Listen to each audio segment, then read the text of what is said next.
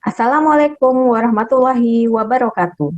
Pada kesempatan kali ini, kami akan membawakan dokumen pernyataan diri dosen unjuk kerja Tridharma Perguruan Tinggi atau PDDUKTPT dalam bidang pengajaran yang akan dibawakan dalam rangka sertifikasi dosen atas nama Indana Eva Ajmala, NIDN 0027058402 dari Universitas Mataram. Pertama-tama, kami akan menyampaikan biodata kami. Nama, Dr. Indana Eva Ajmala, spesialis paru, NIDN 0027058402, tempat tanggal lahir di Mataram, 27 Mei 1984.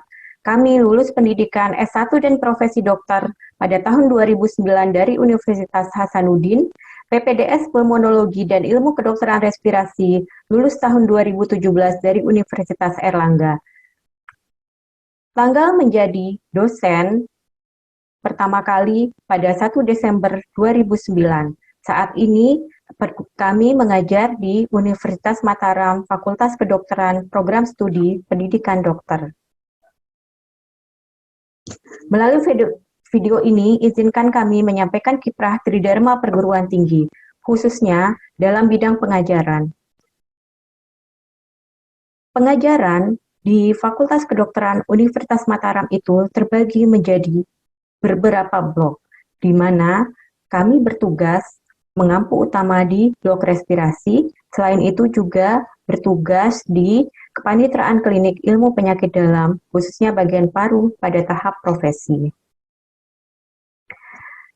Kami akan menyampaikan tentang blok respirasi, bagaimana gambaran umumnya. Blok respirasi merupakan blok ke-12 dari 21 blok yang ada di Fakultas Kedokteran Universitas Mataram. Blok ini berlangsung selama 7 minggu yang terdiri dari 6 minggu efektif untuk kegiatan belajar mengajar dan 1 minggu untuk evaluasi hasil kegiatan belajar mengajar.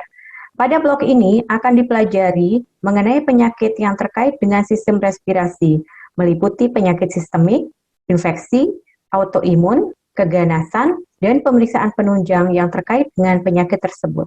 Dalam blok ini juga akan dipelajari mengenai keterampilan klinis, pemeriksaan fisik paru, dan penggunaan obat secara rasional. Adapun capaian pembelajaran mata kuliah dari blok respirasi ini adalah yang pertama, menjunjung tinggi nilai kemanusiaan dalam menjalankan tugas berdasarkan agama, moral, dan etika. Yang kedua, menunjukkan sikap jujur dan bertanggung jawab atas pekerjaan di bidang keahliannya secara mandiri. Yang ketiga, mampu menerapkan konsep dan prinsip ilmu biomedik dan klinik pada masalah kesehatan di bidang respirasi sesuai pada pasien dengan keluhan di bidang respirasi. Yang keempat, mampu mengambil keputusan secara tepat dalam konteks penyelesaian masalah di bidang keahliannya berdasarkan hasil analisis informasi dan data. Dan yang terakhir adalah mampu membuat rencana tata laksana dan pencegahan kasus terkait sistem respirasi untuk individu maupun komunitas sesuai dengan standar kompetensi dokter Indonesia tahun 2012. Kemampuan akhir yang diharapkan setelah melalui blok respirasi ini, mahasiswa mampu menggambarkan konsep dasar penyakit di bidang respirasi, mampu mengaitkan pengetahuan mengenai konsep dasar penyakit respirasi dalam usulan anamnesis dan pemeriksaan fisik, mampu menyimpulkan penyakit tuberkulosis paru, kanker paru, pneumonia, kelainan pleura, asma, PPOK, kelainan saluran nafas atas pada anak, bronkiolitis, tuberkulosis pada anak, pneumonia pada anak, asma pada anak, rinitis, sinusitis, difteri, dan pertusis. Materi pembelajaran pada blok respirasi ini adalah berbagai penyakit di bidang respirasi. Yang pertama itu dia meliputi konsep dasar penyakit di bidang respirasi, konsep dasar penyakit respirasi dalam usulan anamnesis dan pemeriksaan fisik, penyakit tuberkulosis paru, kanker paru, pneumonia, kelainan pleura, asma, PPOK, kelainan saluran nafas atas, tuberkulosis, dan pneumonia, serta asma pada anak. Juga ada penyakit rinitis, penyakit sinusitis, difteri, dan pertusis. Pada blok ini kami menggunakan beberapa metode pembelajaran. ada 4 metode yang utama. Yang pertama itu adalah tutorial dan kuis tutorial, yang kedua adalah kuliah, yang ketiga praktikum, dan yang keempat adalah penugasan. Tutorial dalam blok respirasi ini terdiri dari 5 skenario, di mana satu skenario itu diselesaikan dalam 2 pertemuan, masing-masing pertemuan itu durasinya 150 menit. Tutorial ini menggunakan metode 7 jam. Pada akhir masing-masing skenario, terdapat kuis yang akan menjadi salah satu komponen penilaian tutorial. Evaluasi tutorial meliputi komponen kedisiplinan mahasiswa sebesar 10%, proses tutorial itu sendiri sebesar 60%, dan hasil tutorial meliputi dokumentasi dan presentasi sebesar 30%. Metode pembelajaran yang kedua adalah kuliah. Kuliah di blok respirasi ini terdiri atas 2 jenis. Yang pertama itu adalah kuliah terjadwal, yang sudah dijadwalkan sebelumnya oleh tim blok, dan yang kedua itu adalah kuliah permintaan mahasiswa. Sebagai langkah untuk memfasilitasi self-directed learning mahasiswa dapat mengajukan kuliah atas permintaan mahasiswa kepada tim blok. Mereka bisa memilih tema penyakit-penyakit apa atau topik apa yang akan dikuliahkan. Teknik pelaksanaannya itu, pengajuan dimulai dari awal minggu kedua blok. Total alokasi waktu untuk kuliah permintaan mahasiswa ini adalah 5-6 jam. Pada blok respirasi, metode belajar yang selanjutnya adalah praktikum. Praktikum di sini terdiri dari satu jenis praktikum, yaitu pengecatan bakteri tahan asam.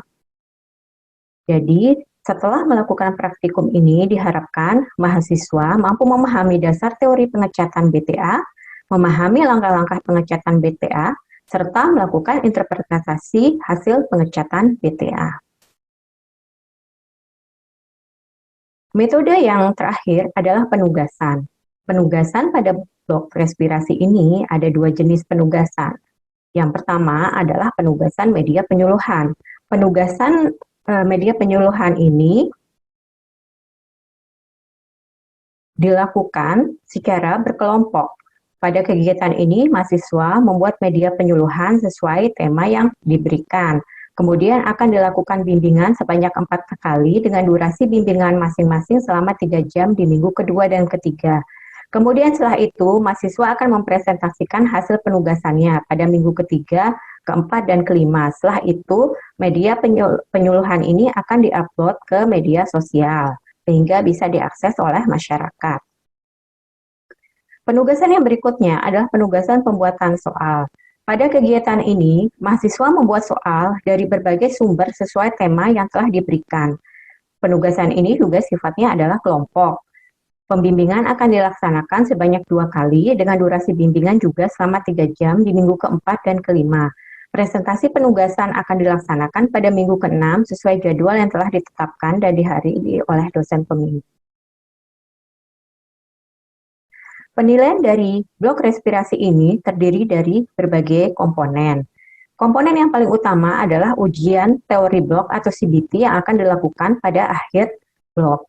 Ujian teori blok ini nilainya itu sebesar 60%.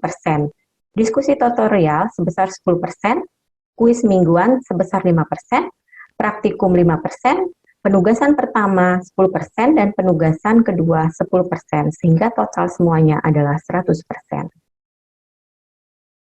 Berikut kami akan menayangkan cuplikan video pengajaran kami.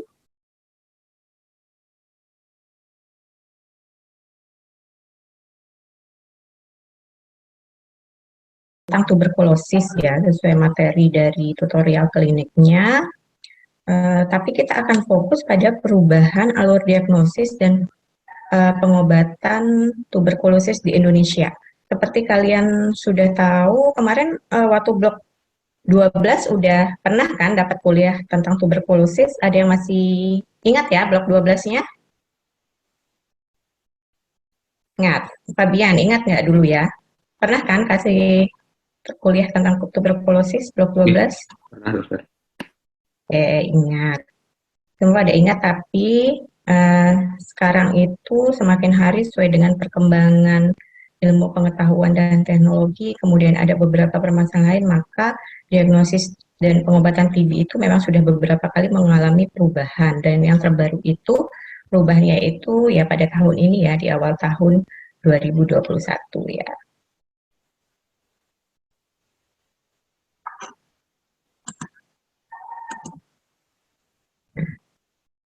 Coba kita lihat ya, ternyata berdasarkan Global TBC Report tahun 2020 itu, pada tahun 2019 itu jumlah kasus TB di Indonesia itu ada 845.000 kasus ya, dengan insidennya itu 312 per 100.000 penduduk. Nah, dulu kalau kalian ingat pernah kuliah TB waktu blok 12 itu Indonesia itu berapa di urutan keberapa? Berada di urutan nomor 3 ya. Nah, ternyata sekarang itu sudah naik peringkatnya ya. Jadi urutan nomor 2 dunia setelah India. Jadi orang sibuk-sibuk dengan COVID ya. Ternyata pas laporan TB kaget ya, naik nomor 2 dunia ya. Yang harusnya kemarin nomor 3. Jadi rankingnya naik berarti. Ini merupakan suatu yang menjadi tantangan tersendiri ya bagi Indonesia karena angka TB-nya ini merangkak naik. Nah, sedangkan kita itu mempunyai target eliminasi TB 2030 sehingga kita memerlukan strategi percepatan penemuan dan pengobatan yang mencakup perluasan akses yang bermutu dan berstandar. Jadi makanya jadi kita kalau diagnosa TB ini harus lebih cepat daripada yang kemarin ya. Ada yang masih ingat nggak? Kalau dulu coba Amalina, dulu kita kalau diagnosa TB itu spesimen dahaknya tuh pakai apa periksanya? Pakai untuk bakteriologisnya nih dokter untuk yang Ya, udah bakteriologis pakai apa? Periksanya pakai apa? Pemeriksaan apa? Ada yang ingat nggak?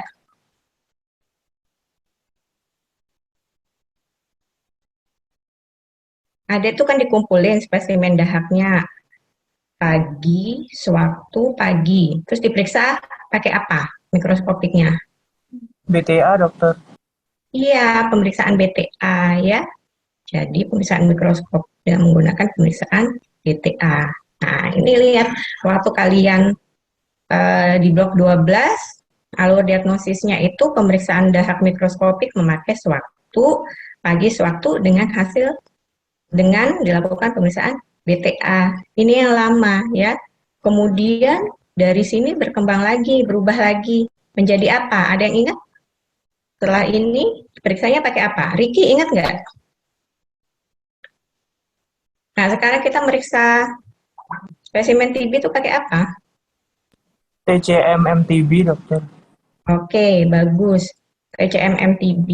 Nah, ini yang kalau ini pasien terduga TB ya, kita periksa TCM MTB, tetapi itu hanya dikhususkan bagi fasilitas yang memiliki akses untuk TCM TB ya. Jadi seperti rumah sakit kita langsung memakai pemeriksaan TCM MTB ya. Tetapi untuk tempat-tempat yang tidak memiliki akses untuk TCM TB masih diperkenankan untuk melakukan pemeriksaan dengan menggunakan BTA, tetapi sampelnya 2 ya. Ini pasti yang lama. Nah, sekarang ternyata untuk tahun 2021 ya sekitar awal bulan Februari kemarin berubah lagi alur diagnosisnya. Nah, kita lihat. Jadi, sekarang itu semua terduga TB itu harus dilakukan pemeriksaan TCM. Nah, sekarang TCM itu sudah ada di mana-mana. Kalau dulu kan kalian lihat-lihat di puskesmas itu sudah alat-alat TCM itu sudah tersebar di puskesmas sehingga memang akses untuk TCM ini menjadi mudah. Hingga sekarang itu untuk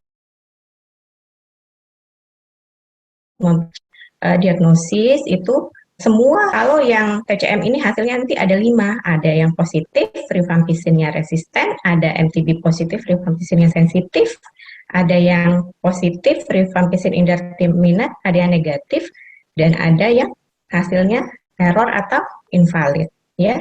kita lihat kalau dia MTB positif, rifampicin-nya resisten, maka ini diagnosanya apa? Dia adalah MDR TB ya. Jadi ini nanti apa namanya harus dilakukan pemeriksaan molekuler LPA lini 2 dan TCM XDR ya. Ini sudah standar. Nanti ini kalian akan lihat pada saat nanti di poli MDR. Kita sekarang fokusnya ke yang ini. MTB positif, rifampicin sensitif, artinya masih. Jadi ini sekarang kita lihat pasiennya ini ada riwayat pengobatan atau tidak sebelumnya. Kalau dia ada riwayat pengobatan sebelumnya, ya, maka lakukanlah pemeriksaan resistensi terhadap INH, ya. Nanti kalau hasilnya positif, maka pengobatan TB dengan monoresisten INH. Sedangkan kalau pasiennya itu sebelumnya tidak ada riwayat pengobatan, artinya dia kasus baru, maka dia itu dianggap masih sensitif. Maka nanti dia tuh lanjutkan dengan pengobatan OAT lini 1, ya. Sedangkan kalau dia indeterminate, ya, dilakukan pemeriksaan ulang TCM-nya, ya. Kalau dia negatif seperti yang alur yang kemarin, maka kita mengarah ke pemeriksaan selanjutnya yaitu fototorak ya. Jadi kalau dia abnormal atau mengarah ke TB, maka lanjutkan dia dengan pengobatan OAT lini 1. Tetapi kalau dia tampak normal atau ada perbaikan klinis, maka dia itu adalah bukan TBC ya. Sedangkan kalau hasilnya itu no result atau invalid, maka ulanglah pemeriksaan TCM-nya ya. Jadi yang berubah pada alur diagnosis ini adalah yang pertama adalah pemeriksaan TCM, yang kedua adalah pengobatan ya. Kalau yang dulu kalian lihat kalau ada pasien dengan riwayat pengobatan sebelumnya, ingat kan ada OAT itu berapa kategori? Ada ingat? Ada 2 nih dokter. Iya, ada 2 kategori, ada kategori 1, kategori 2. Jadi kalau ada pasien baru new case itu diberikan kategori 1. Kalau ada pasien riwayat pengobatan sebelumnya dilakukan pengobatan dengan kategori 2 ya. Nah, inilah yang berbeda sekarang. Jadi sekarang ini setiap ada pasien MTB positif rifampicin resisten, maka dilakukan uji kepekaan terhadap INH pada pasien dengan riwayat pengobatan sebelumnya. Jadi udah tidak ada lagi kategori 2. Jadi semua pasien yang new case diobati dengan OAT lini 1, kemudian kalau dia ada riwayat pengobatan sebelumnya, periksalah resistensi terhadap INH. Jadi kalau dia ada resisten, berarti dia monoresisten INH, obatilah dengan panduan monoresisten INH. Sedangkan kalau dia masih sensitif terhadap INH, maka lanjutkan pengobatan OAT lini 1 ya. Di sini juga letak inti perbedaannya ya. Jadi ada 2 hal ya, TCM dan sekarang sudah tidak ada kategori 2. Tetapi ini sekarang masih, dan sekarang ini OAT lini 1 kalau dulu kan 3 kali seminggu ya, fase lanjutannya. Sekarang itu setiap hari OAT-nya ya. Silahkan ada yang bertanya sampai di sini?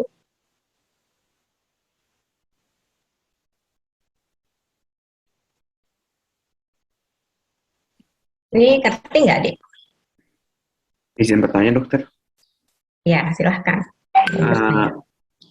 Apa kemungkinannya bisa terjadi hasil MTB post rifampicin indeterminate, dok, pada pemeriksaan TCM? Nah, ini adalah hasil yang ketiga ya. Apa sih yang menyebabkan dia indeterminate ya? Jadi ini hasilnya ini ada beberapa hal ya yang akan mempengaruhi pemeriksaan. Ya mungkin yang pertama itu jumlah sampelnya tidak cukup ya. Seperti kalian tahu kalau kita mengambil sampel untuk pemeriksaan TCM itu sekitar 3 sampai 5 mili ya. Kemudian dia dahaknya harus apa? Harus yang mukopurulen ya. Ya bisa aja di sini dia meriksa dahak, volumenya cukup, tapi mungkin kualitasnya tidak baik. Mungkin dia dalam bentuk apa? Dalam bentuk saliva ya. Jadi dia encer ya, tidak bisa menunjukkan hasil yang valid ya. Jadi indeterminat atau malah volume dahaknya kurang ya.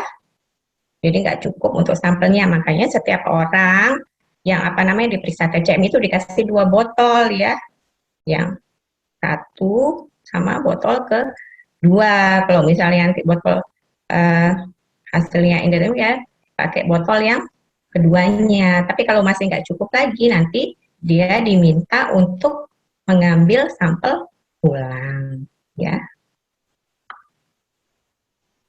Nah, sekarang yang menjadi catatan bagaimana kalau di tempat itu tidak ada TCM ya, walaupun sekarang TCM udah tersebar ya tetap wajib dilakukan TCM ya. Jadi dia harus melakukan rujukan. Yang paling diutamakan pada saat ini adalah rujukan sampel. Jadi rujukan sampel itu bukan pasiennya yang dikirim, tetapi pasiennya mengumpulkan dahak di fasilitas layanan tersebut, kemudian nanti dia akan dikirim ke rujukan untuk pemeriksaan TCM ya.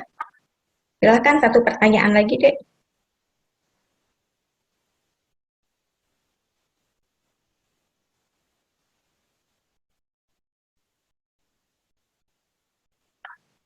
Apakah ada lagi yang ingin bertanya? Kalian semua udah pernah ke Poli TB, ke Polidots? Belum, Oke, dokter. mungkin karena baru masuk ya ke penyakit dalam, nanti saran saya setiap koas atau DM yang lewat pada bagian paru, sekali-kali mampirlah ke Polidots ya, ke Poli TB. Apa tujuannya? Nanti di sana kalian bisa melihat bagaimana sih program TB itu berjalan, program DOT sehari-hari itu seperti apa, karena jangan sampai kalian keluar dari paru itu tidak tahu bagaimana pengobatan TB, karena waktu ujian juga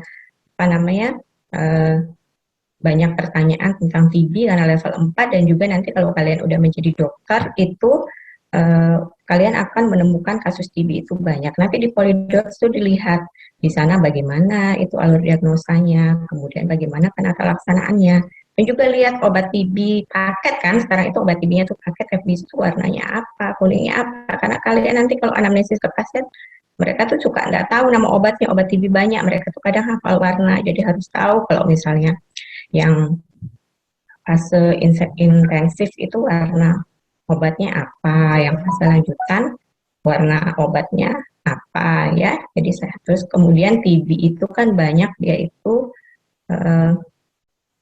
TB 01, TB 02 banyak form-formnya. Di sana nanti kalian bisa lihat sendiri ya. Jadi khusus untuk hari ini kita fokus pada perubahan alur ini ya, nanti untuk selanjutnya kita sehari-hari kita bisa ketemu lagi di poliklinis, di bangsal ya, untuk terjun langsung melihat bagaimana sih pasien TB yang sebenarnya dan bagaimana pengobatannya ya. Apakah ada yang ingin bertanya lagi?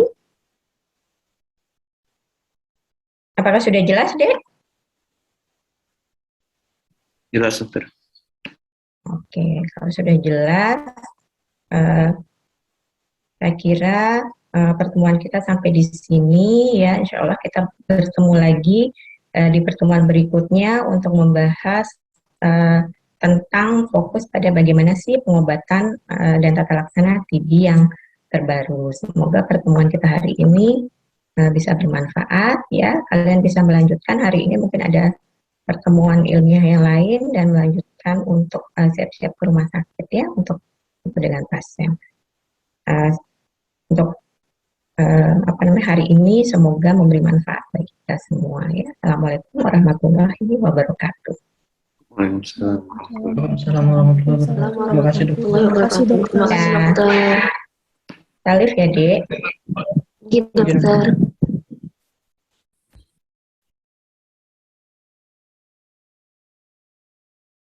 Demikian dokumen pernyataan diri dosen mengenai unjuk kerja dalam Tridharma Perguruan Tinggi bidang pengajaran. Semoga bisa memberi manfaat. Terima kasih.